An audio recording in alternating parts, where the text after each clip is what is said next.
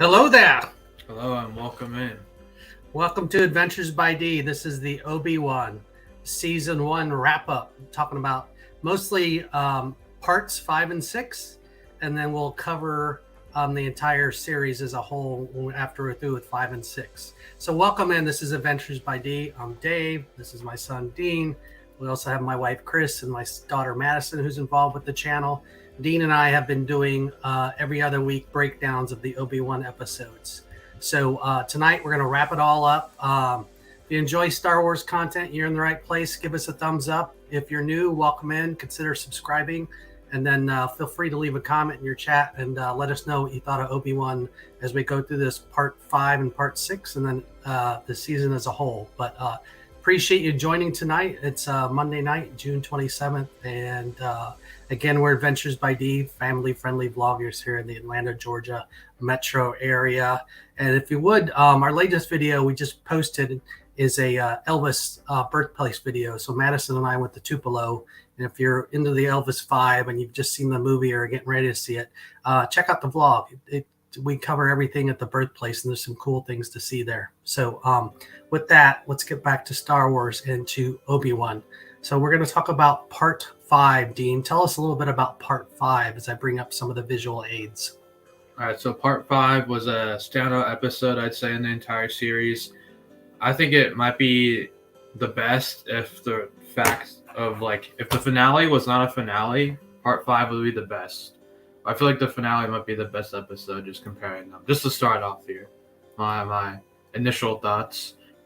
So basically, part 5 is kind of intertwined. It features a flashback to before Attack of the Clones of a sparring session with Anakin and Obi-Wan, and it's they're having a little fight, little training session, and it features the current state of Kenobi and I guess you would say Darth Vader, where Kenobi's on Jabim with the path, and Rokin leading them, Tala, Nedby, Haja, and it was Tala. That was a Tala. So they're kind of figuring out how to escape the path in Kenobi.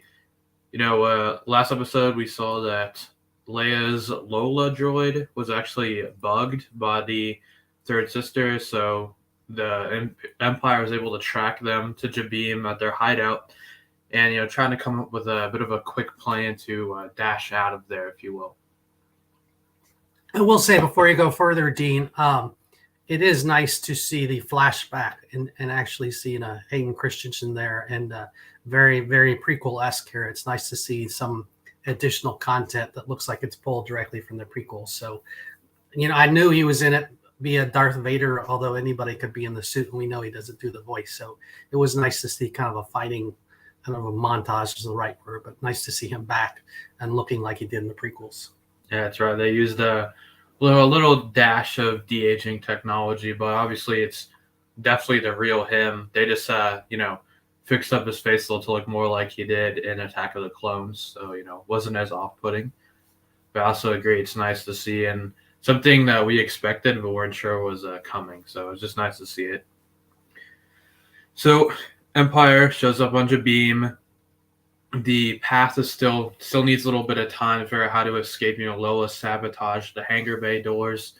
The third sister and a battalion of stormtroopers land outside, and they try to break in. And Kenobi, he has a little conversation with Reva. We found about her past, like I said we would. We learned about she was the Jedi youngling in Order 66 that we saw in the first episode. We got to kind of see part of her backstory, and its backstory is kind of finished in this episode and the next one. Then the Empire, they breach the hangar, and we get a bit of a fight scene between stormtroopers and Obi-Wan in the path.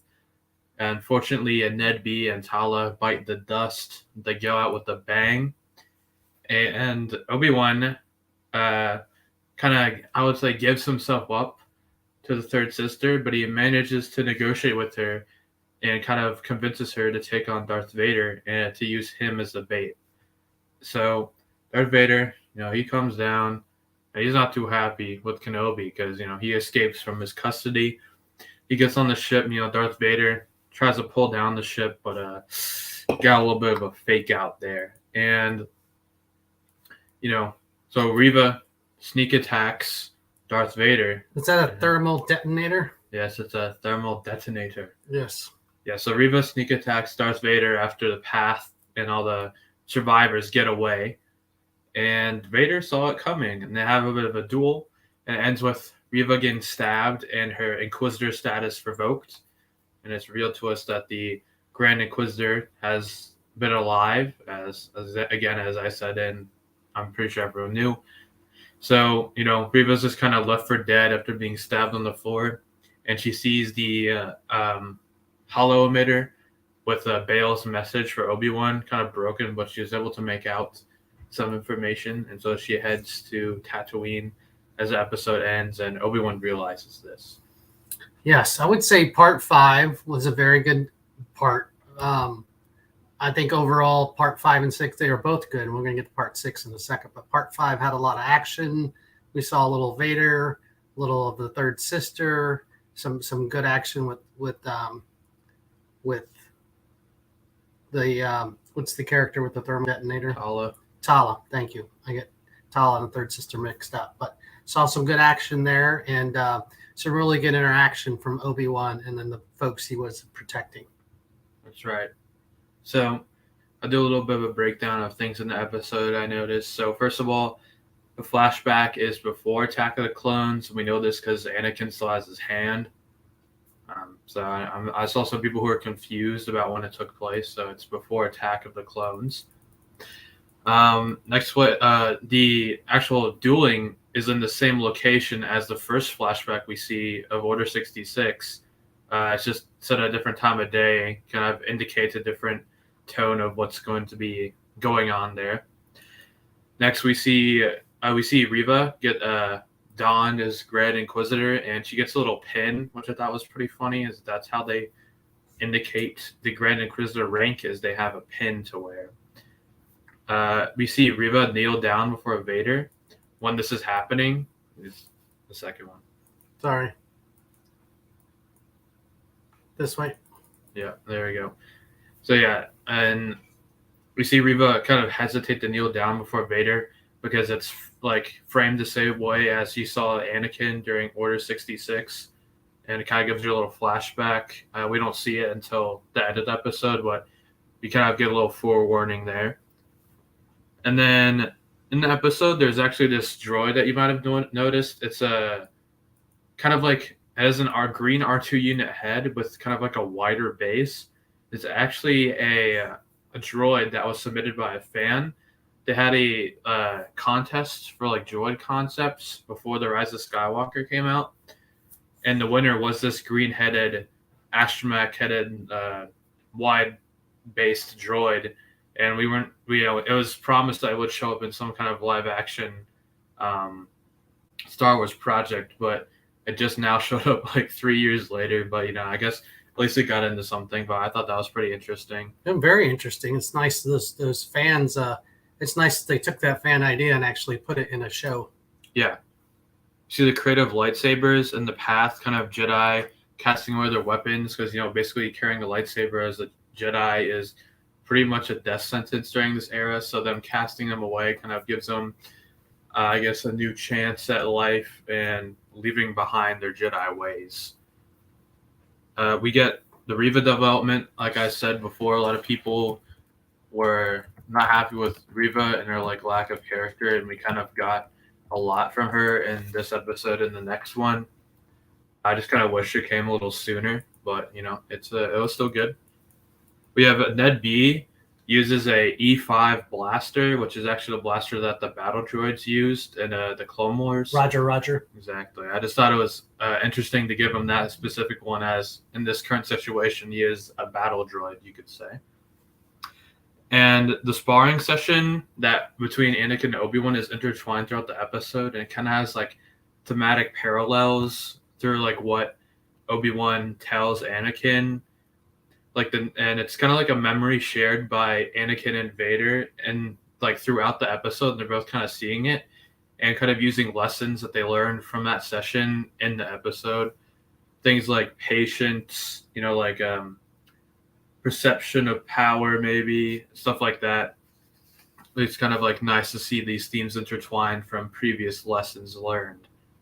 And also in the lesson, we see the iconic Skywalker smash move that keeps on showing up of like how Luke, when Darth Vader was down on the ground in Return of the Jedi, like holding his lightsaber up like this, and Luke just was like smashing at it, releasing his anger. It's a move that's come back in several, I guess, variations. We see it again where Anakin does it to Obi-Wan to try to beat him. It kind of foreshadows his future and his future children. And another line used, there's a lot of, in these last two episodes, there's a lot of connections to A New Hope, especially the 6th episode. Another one is where Kenobi tells them he's going to surrender to the Empire, and they said they want to fight, but Kenobi tells them there are other ways to fight, which is actually a line he says in A New Hope. So kind of, foreshadowing his future ideas.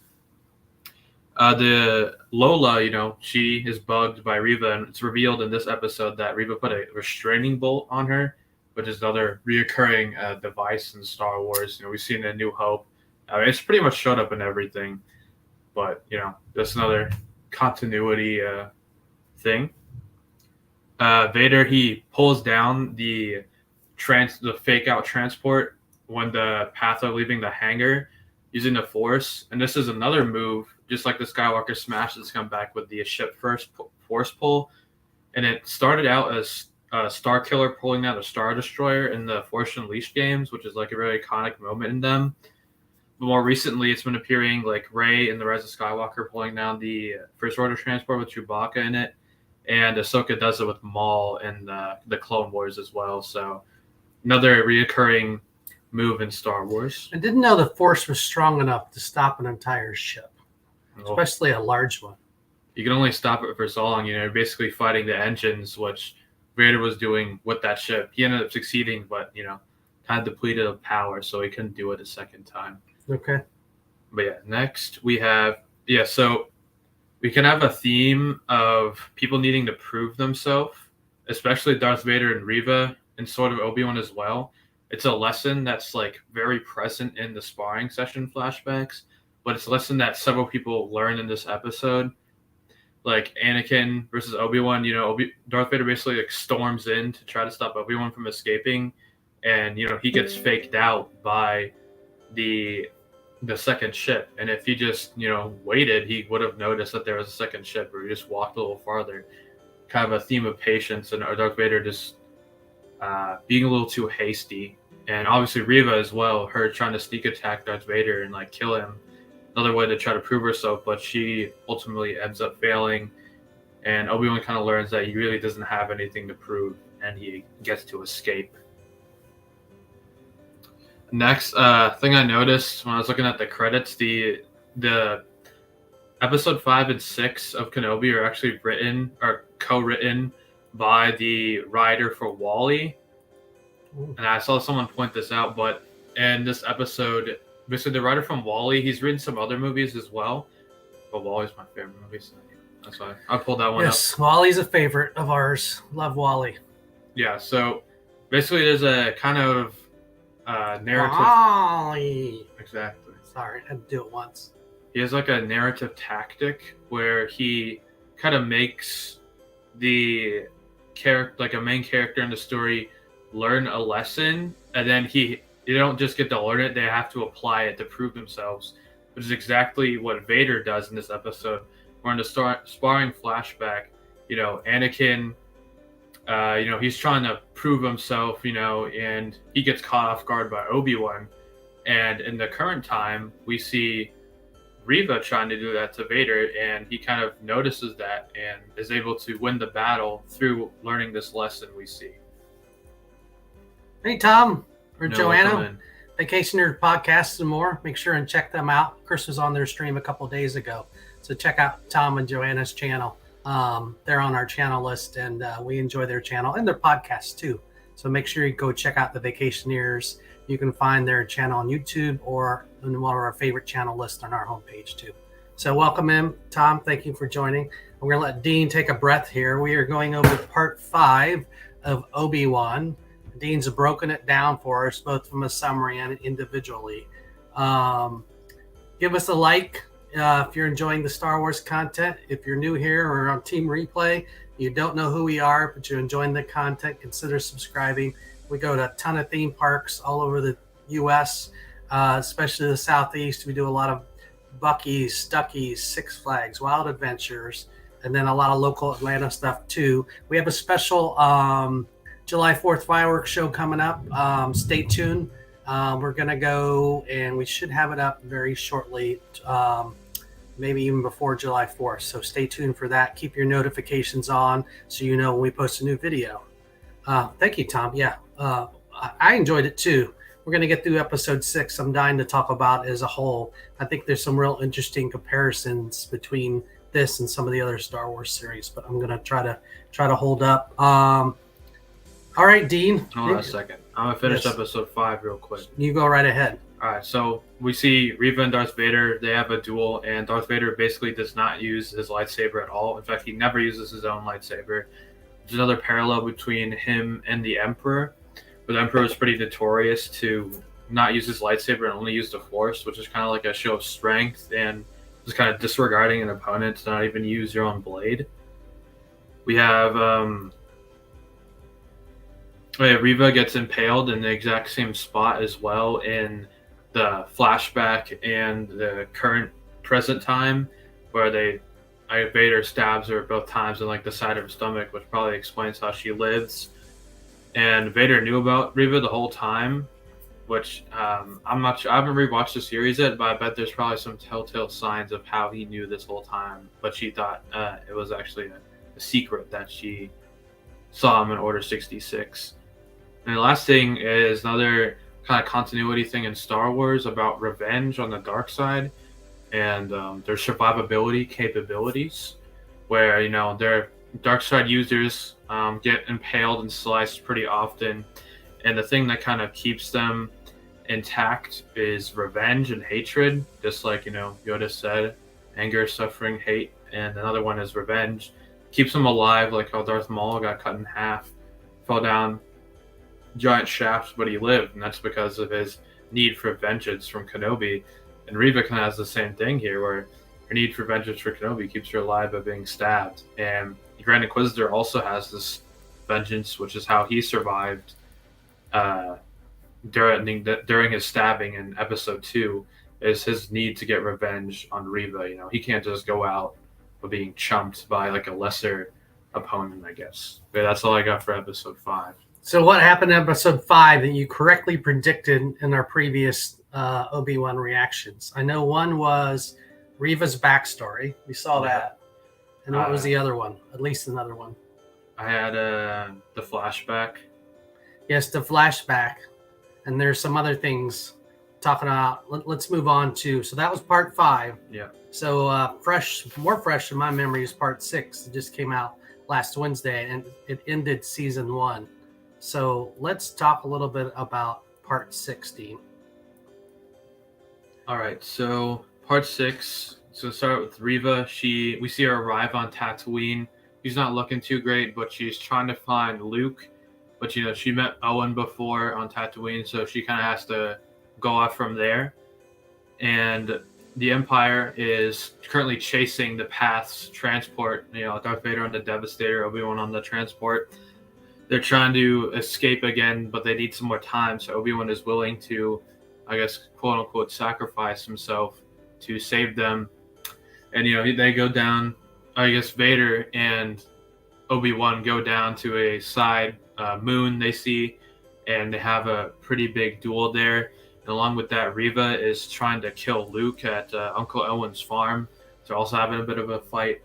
Ends up with Obi-Wan gets initially defeated by Vader, but he uses his strength to come back and defeat Vader and cut off his helmet and see, we get to see the real Anakin, or Darth Vader, I should say, kind of behind the mask. They have a conversation. We also have Reva and Owen and Beru fighting. Riva ends up actually winning, but she doesn't end up going through with it after kind of realizing that she doesn't want to become like Vader, which is her greatest enemy. And one important thing why Dean takes a breath. Hey, spoiler alert! I know we're 20 minutes in, but if you haven't seen part 6, I would pause it and then come back to the stream. So normally I say it at the beginning. So we go deep into each part. So hopefully you figured out there'd be spoilers. So apologize. I got up at the beginning of the first 2 streams, but I missed that one this time. So keep going, Dean. We're in part 6. Basically, Kenobi defeats Vader and kind of leaves him for dead, quote unquote. And we see he returns to Tatooine. Riva does not end up killing Luke, and she kind of has a bit of a redemption where she is kind of free from the dark side. And we get Vader talking to the Emperor. And, Emperor tells him to stop looking for Kenobi. It's making you weak. This is, You want to hear my Emperor? Do they want to hear your Emperor? I'm going to put it in stream anyway. Do it. All right, keep going. So we gotta get a bit of closure. Vader, why he's no longer looking for Obi-Wan because the Emperor told him to stop. It's making you weak. And then we have Obi-Wan kind of tie up loose ends. He gets to meet Luke. He kind of makes things up with Owen. He's moving out of his cave we see him in, and presumably to his house in A New Hope we see he lives at. And we get to see basically one last thing of Qui-Gon kind of telling Obi-Wan. He reveals himself to Obi-Wan. Also, Obi-Wan comes to visit Leia after she gets home safely, so I forgot to mention that. But they can have one last conversation before they never get to speak again as far as we know. And Qui-Gon shows up at the very end. They have a little banter with Obi-Wan and Qui-Gon, and he kind of literally rides off into the sunset. And that's kind of where the show ends. So take a breath, Dean. Well, I'm going to do a deeper dive. I liked the episode as a whole. I like the duel. Obviously, it's a little hard to perceive the duel when you see. It's hard to digest the duel when you kind of already know the ending if you've seen A New Hope. But having said that, I thought there was good action there. I thought it was kind of cool how they buried Obi-Wan with rocks, and then he had his. I don't know what this shot is, but I've seen it in multiple movies. Where the power, hero shot, I guess, when he's balancing all the rocks and making them move with the Force. So I thought that was a cool shot. Love to see Emperor Palpatine, Qui-Gon Jinn. Is that Qui-Gon Jinn? Qui-Gon Jinn. Where have you been? I thought we would see a Force Ghost way before the very end of the series. So would have loved to see Qui-Gon Jinn earlier, but at least we got to see him. Those are my thoughts. Go ahead, Dean. We're going to do a deeper dive here. Yeah, so we see at the beginning, Groff Ditcher, which is the kind of mean foreman for the first episode, shows up at the very beginning of the last episode, and he's the one who kind of argues with Riva, and she pulls his water away. We see the Devastator and the Path Transport. There's kind of a parallel between that and the opening of A New Hope, where the Path Transport's kind of like the Tantive, and Devastator is the Devastator, chasing the Tantive 4. We have Owen and Beru are kind of in this, which only Owen's been really in the first episode, and that's kind of all we got from them, which I found surprising. I kind of thought that there was going to be a little more of Owen and Beru, but they really got a bit to shine in this episode. So a lot of fans are you become more of a fan of Owen and Beru. There's kind of more of a positive opinion about them, where before there really just wasn't one. Well, you finally get to see them in action, right? Before Exactly. They're just kind of being talked to, and they're like, "Oh, don't take Luke away, make him like his father." But now you get to see him actually fight, And they just get burnt to a crisp. Well, okay, but They do. They do. In this episode, though, like I said, it's nice to see him in action a little bit. Yeah, they basically got to be a character. At least Beru did. No one kind of was at the beginning of the show, but now, they're the real deal. If you're joining late or on replay, make sure and pop that thumbs up for us if you're enjoying the content, and consider subscribing if you're new. welcome in. We're covering Obi-Wan. This is our third reaction show. We've done every other episode, so this is wrapping up 5 and 6, and then we'll talk about the season 1 as a whole in just a couple minutes here. So next, we have Rokin, and a lot of people are thinking that Rokin is going to show up on Endor, and he's the leader of the path we see in the episodes. A lot of people are thinking he's going to show up in Andor or a future project because of his rebellion leader status, and he's kind of left as a loose end here. So we could definitely see him, as well as Haja and Riva, which I'll get to later. But it's nice to see loose ends in Star Wars again. I'll also talk about that in a little thing. So next we have Vader kind of prioritizing Kenobi over ending the path, and the Grand Inquisitor doesn't want Vader to chase Kenobi. He wants him to chase the path because that's really what's more important, but Vader doesn't see it that way. It's kind of a running theme between Vader and the Grand Inquisitor where they kind of hate each other's guts, but they have to be co-workers, I guess. It's kind of like an interesting antic between the two and their priorities. And it also comes back when the Emperor tells Vader that he's being made weak by Kenobi, which is exactly what the Grand Inquisitor tells him as well. Vader is solely focused on Kenobi. That's what I'm getting out of this. I didn't get that much in like New Hope, but I guess they need to write that in the backstory to make it transition into the New Hope at some point. Right. Next, we see Leia, or we don't really see it, but Leia gives Lola to Obi-Wan, and she does it the exact same way she steals Lola from her mom in the very first episode. So we kind of see her using her skills again, but just in a different fashion. Then we have kind of the cinematography for Obi-Wan versus Vader when they're on the moon planet that's currently unnamed.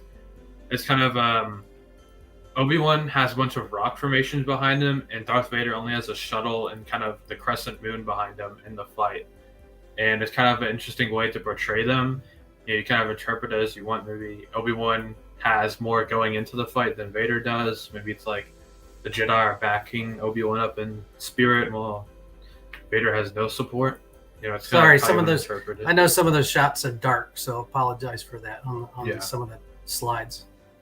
Next, we have a bit of a quote off. I don't know what you say. There's a lot of references made in this point on from the episode.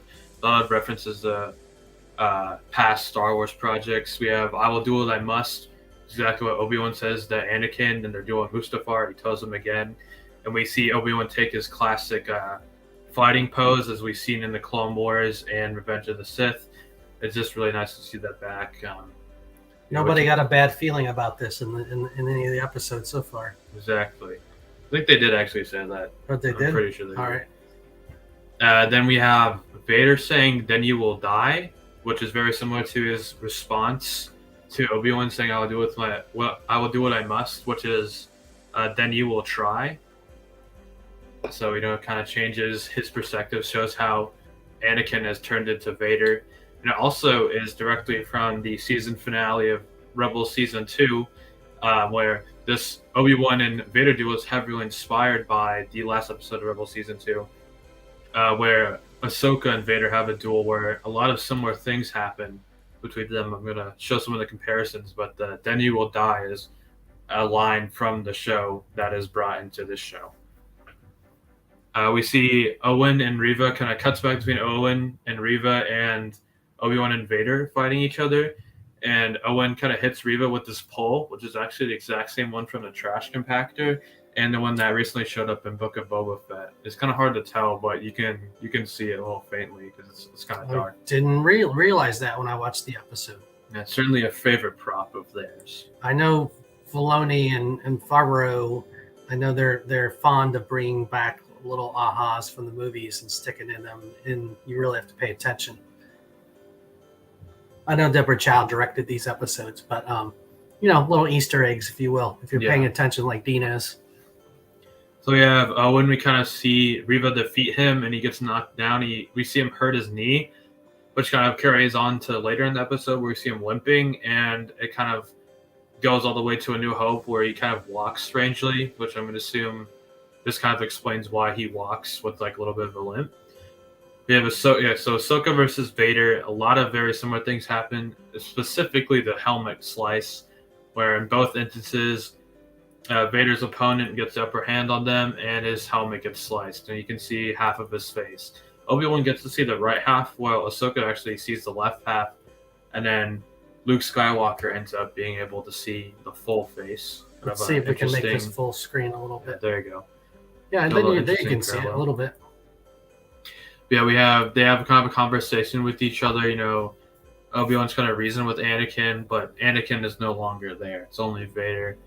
We have Hayden's voice being heard now, and it's kind of mixed in with the Vader re-speecher. And, which is exactly what they did in Rebels when his mask is cut. It's Matt Lanter's voice, the Clone Wars Anakin, mixed in with the James Earl Jones Vader voice, kind of going in and out. Then we have an interesting thing I noticed is that the poster designs for the character poses for Obi-Wan feature half of the character's face, and the other half is kind of like a little scene with a sun in it, but it represents an eyeball, which is kind of interesting. I feel like it might be foreshadowing to this specific occurrence in Kenobi, where the same thing happens. You can only see half their face, and the other half we can kind of see what they're thinking.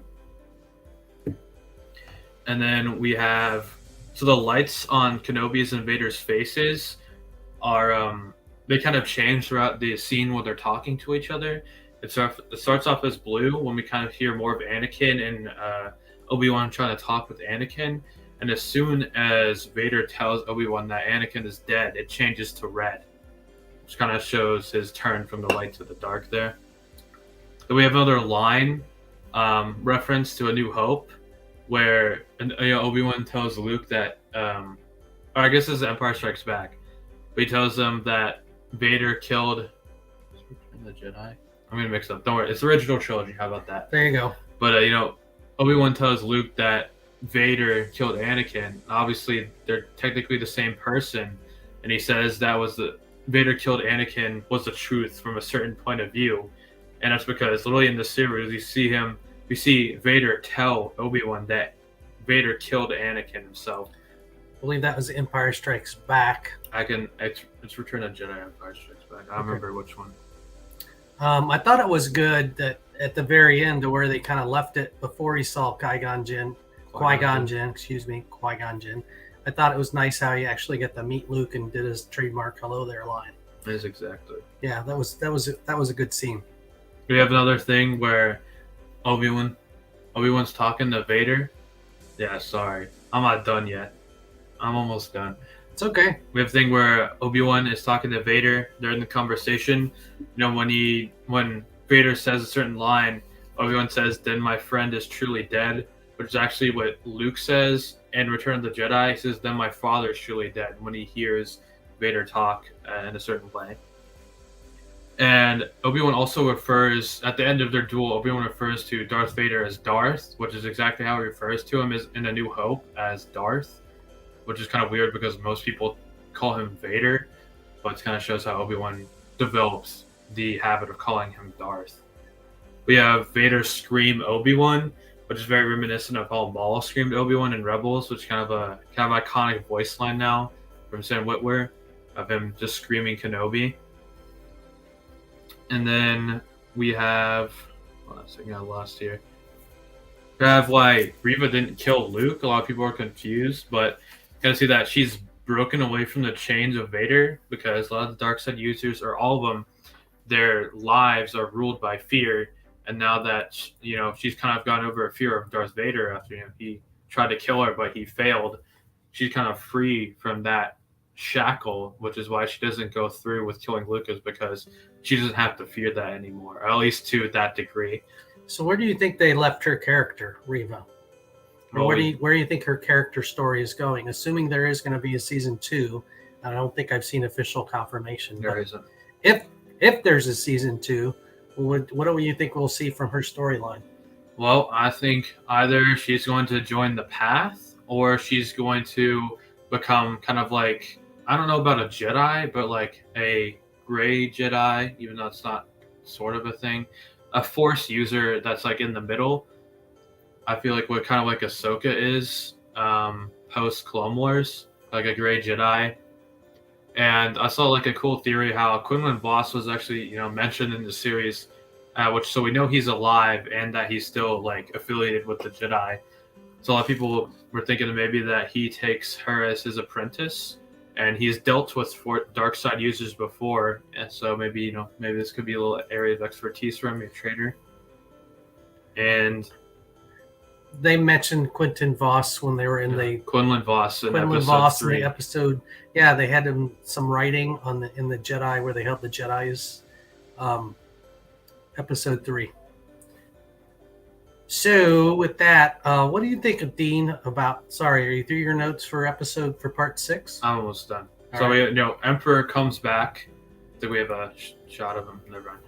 I can add him. Go ahead. Yeah. So Ian McDermott comes back as Emperor. Always wonderful to see. He told us at Celebration that there wasn't a chance that the Emperor would show up physically, which he kind of told us the truth from a certain point of view, if you would. Or he doesn't show up physically; he shows up as a hologram. But nice to see him. We got Leia, and she puts on a new outfit, which is kind of similar to her buns in the Yavin ceremony. She has that haircut, and she also has a bit of an adventure outfit, which we see in some of the comics. And Obi-Wan's outfit at the end of this episode is also from the comics. Him wearing the goggles and the leather robes is actually from the Obi-Wan comics from it was 2015, I think. But yeah, some more comic appreciation like they did in Book of Boba Fett with Black Sand did. The music here, I thought a lot of people talk about the music. What do you think of the music for Kenobi as a total? Well, exactly. That's what I'm saying. It's not as good as Mando's music or the Boba Fett theme. I honestly haven't noticed it. I don't. It hasn't bothered me, but I haven't noticed it, is the way I'd say it. Yeah. So a lot of people are saying that the music is pretty weak, and I would agree. I would say the music is pretty ambient. Not very replayable, and I know the composer for the series specifically strayed away from using iconic themes, which I think ended up hurting them. We hear them in this very final episode at the very end of it, but I think it would have been way better if we just heard it throughout. Imperial March, Leia's theme, and the Force theme all show up, but it's literally at the end of this episode, at the end of the series. So I kind of say, I don't want to say too late, but it's definitely too little, is what I would say. But yeah, the soundtrack I would say is not memorable at all, and definitely the worst Star Wars soundtrack, probably competing with the Rise of Skywalker for a Star Wars project, I would say. It's got, tough competition against John Williams, and then all the Mando music. Obviously, the Obi-Wan Kenobi theme is good because John Williams made it. I think it's pretty solid. I don't think it's amazing, but it's pretty solid.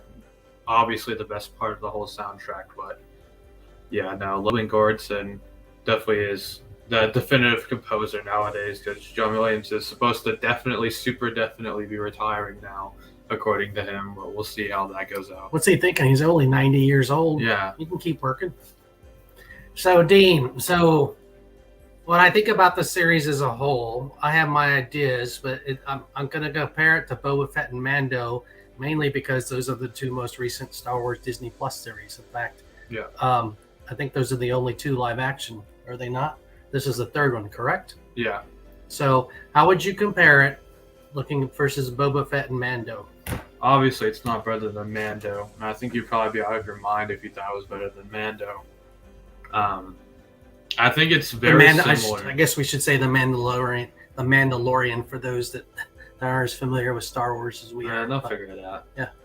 And then Book of Boba Fett, I would say this is on the same level as the Book of Boba Fett. I couldn't really tell you which one I liked more, though. I feel like I like the Book of Boba Fett more, but I think Kenobi is better, is what I would say. It's like the Rotten Tomatoes scores. It's like the certified critic meter versus the fan meter. Like the fan meter for my Boba Fett is higher, but the critic meter would be lower. So I'm not really sure how to feel yet. I think a lot of people are disappointed with this series, and I wouldn't say I'm disappointed. I'm just not blown away. But I didn't really have any problems with it, I would say. I found it kind of uneven, which is exactly what I said about Boba Fett. I mean, I was super excited about some of the episodes. 5 and 6, I think, were great, but essentially, kind of like Boba Fett, roughly, I found half of the episodes awesome, and the other half were just okay or kind of slow, honestly. So for me, it was a little uneven, but I like the last two, so it leaves a good taste in my mouth. But certainly, I wouldn't put this or Boba Fett on the same level as Mandalorian. To me, Mandalorian save Star Wars might be a strong word, but it's the most recent thing in the Star Wars canon that's been just solid, in my opinion. A+. Yeah, and it's kind of a thing I saw someone point out of how a lot of the shows now, some people are having problems with how they kind of are telling the same story of main character learning to care for other people, and especially a father story of like a kind of dangerous father taking in a strange child. Obviously, the Mandalorian kind of did it first, so it gets the pass, and I would say probably did it the best with the Mandalorian and Grogu. Obviously, that there's the Bad Batch, with the Bad Batch taking in Omega, which is dangerous mercenaries taking in a strange child, and then we have Obi-Wan learning to care for a little Leia. And it's a story that's kind of wearing itself out in Star Wars that probably needs to stop being told.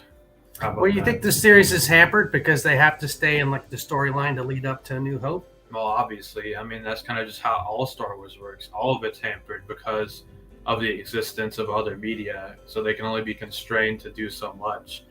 Maybe it's not necessarily a bad thing, but I would say it's definitely a bad thing for Obi-Wan show that, Vader and Obi-Wan and Leia could not die. That just cannot happen at all. And big spoiler alert. Yeah. But I think that hurt the series overall. You feel like maybe for stuff like the prequels, it helped it because it gave it something to lead into because they're so wildly different from the original trilogy, but they had something to work towards. And this one is kind of sandwiched in between with not enough resources like time and money to be able to explore like a fulfilling story due to the restrictions. Like some things like the Clone Wars was able to do a lot more because of the nature of the show, but this show is only 6 episodes long in live action, so you can't really do as much. And the guidelines for the particular story they had to tell were very specific because of just like a couple lines in one movie that was made like 40 years ago. So what number, like either a grade or a number of 1 to 10, where would you grade out? I'd say an 8 out of 10, or like 80 to an 85, which is what I'd probably give Book of Boba Fett. So definitely not a 90. I wouldn't go lower than like a 75. So probably 75, 85 range. 7.5, 8 out of 10, something like that. Yeah. I'd agree with that. 7, 8. The last 2 episodes, maybe 8.5. I mean, again, I enjoyed it. I hope there's a season 2. I haven't heard anything or seen anything. Yeah, I think a season 2 for this show would be kind of similar to, I guess not similar to anything, but it kind of reminds me of season 2 for Book of Boba Fett if they were to do that. It would have to be so wildly different from season 1 that I'm interested what they would do, because it would pretty much have to be a completely different show.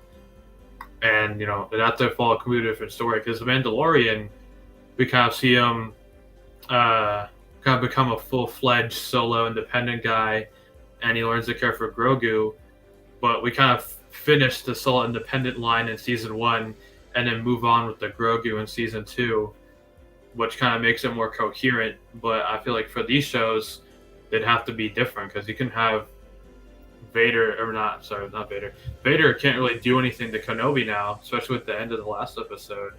And Kenobi can't have anything to do with Leia or Luke anymore, pretty much. So I'm not sure what they would do. But a Book of Boba Fett was more like open-ended, but it couldn't be about him like starting out as a crime lord, because we already saw that. So it'd have to be him doing more or something else, basically, is what I'm saying.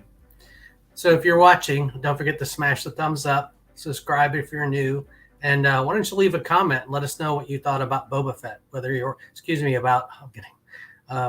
Obi-Wan. Leave a comment, even if you're in the chat or if you were on Team Replay. What did you think of Obi-Wan? Did you like it?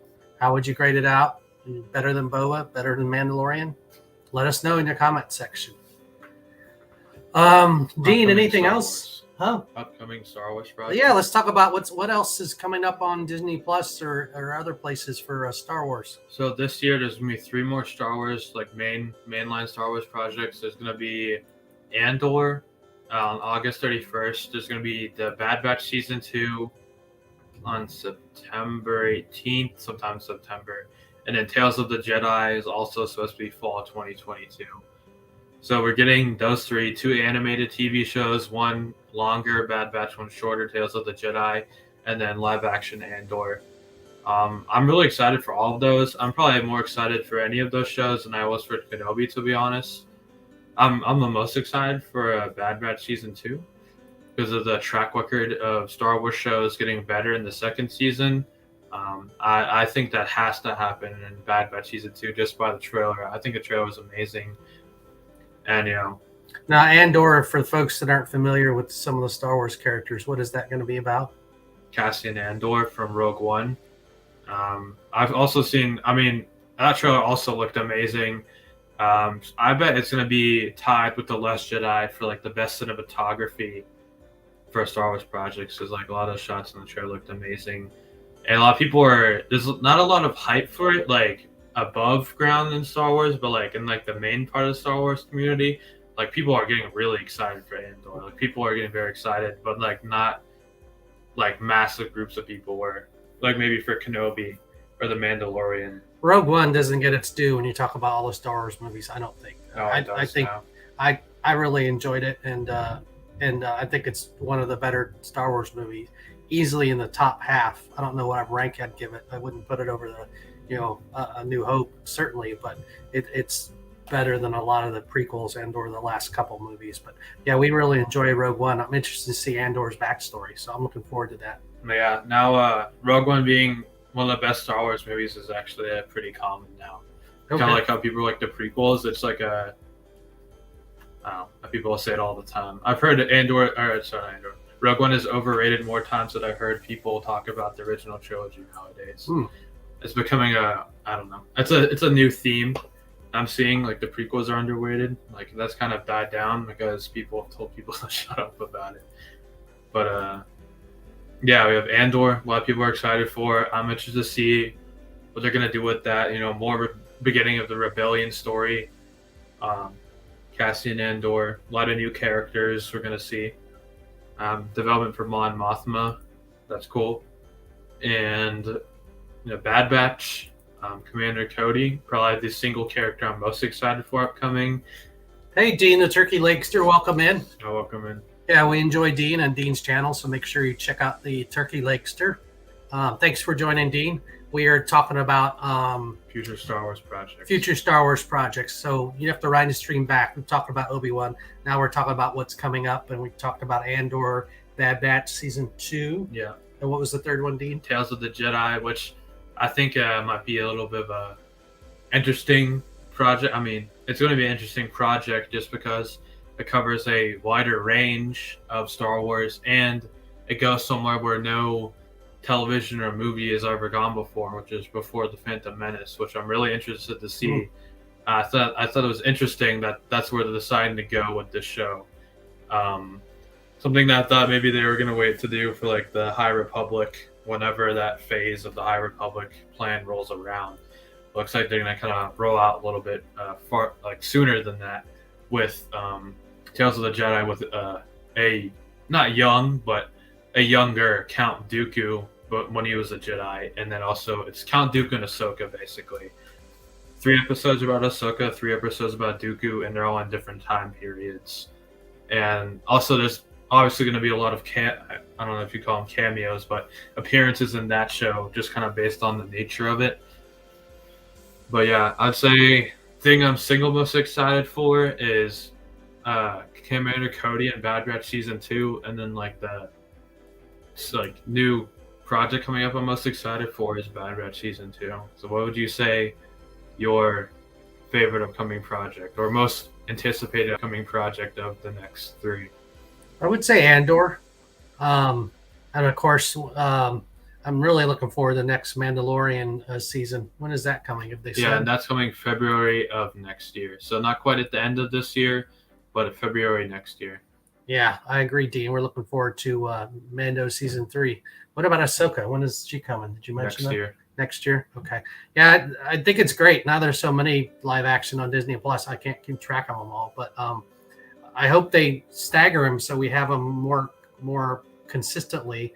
I mean, I'd love to see Mando for 2 months, and then Obi-Wan, and then Ahsoka, and then Andor, where we'd have it almost year round. But I'm not sure we'll get to that point. Yeah, it's going to be Andor's going to be overlapping with the Bad Batch. Obviously, one's going to be released on a Friday, one's releasing on a Wednesday. I don't really know which is going to be which. And I think Andor's 12 episodes and Bad Batch is 16. And Bad Batch starts like a month and a half after Kenobi. So I'm kind of interested to see what they do with that because I was not expecting them to be overlapping 2 series at once, but I guess it's animated and live action, so they're fine with it. And I'm interested to see where they're going to fit in Tales of the Jedi, because I doubt they're going to overlap animated series and animated series. So I'm interested if they're going to put that before, before Andor and before Bad Batch, or after. So I'm just kind of inquisitive on the nature of the release of Tales of the Jedi.